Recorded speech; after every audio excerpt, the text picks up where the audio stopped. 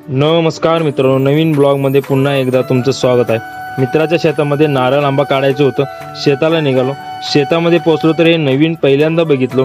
हे तुम्हाला माहीत असेल तर कमेंट करून नक्की सांगा। नारळ काढण्यासाठी काठी आणायला गेलो, तिथं नारळ सापडलं। नारळ घेतलो आणि निघालो। तोपर्यंत हाताला आणि पायाला उसाचा पाला कापला होता। तिथून निघालो नारळ काढायला। तिथं आलो आणि एवढं लांब जायचं होतं नारळ काढण्यासाठी। मन में एक लड्डू फुटा, हमसे ना हो पाएगा, तरी पण निघालो। मला नारळातील पाणी प्यायचं होतं। शेवटी पोचलो, नारळ काढण्यास सुरुवात केली। असं पोत्यामध्ये भरलो बघा। असं नारळ घेतलो, एका दणक्यात सोडलो। नारळातील पाणी पिलो, भारी वाटलं।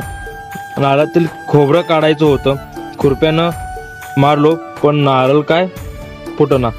तर मोबाईल सेटअप केलो, यामध्ये शक्ती प्रदर्शन केल्याशिवाय काय फुटणार नाही म्हणलं। एका दणक्यात नारळ फोडलो बघा। खोबरं खाल्लो बघा तिथं। आणि शेतामध्ये नांगर मारत होते। आंबा काढायला गेलो, ट्रायपॉड सेट केला आणि वाऱ्यामुळे मोबाईल खाली पडलं, परत सेट केलो। आंबा कॅच घेण्यासाठी गेलो,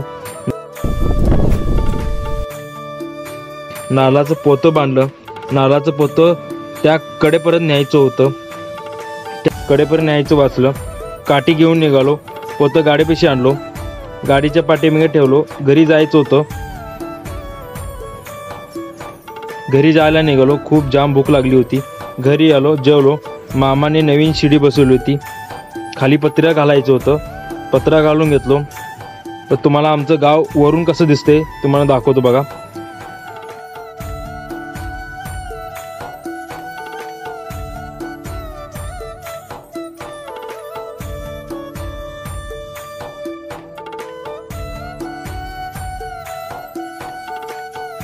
तोपर्यंत माकडे आलो होते, लहान पिल्लू कसं बघत होतं बघा। जर व्हिडिओ आवडले असेल तर लाईक करा, शेअर करा आणि सबस्क्राईब करायला विसरू नका। चला एका नवीन व्हिडिओमध्ये पुन्हा भेटू।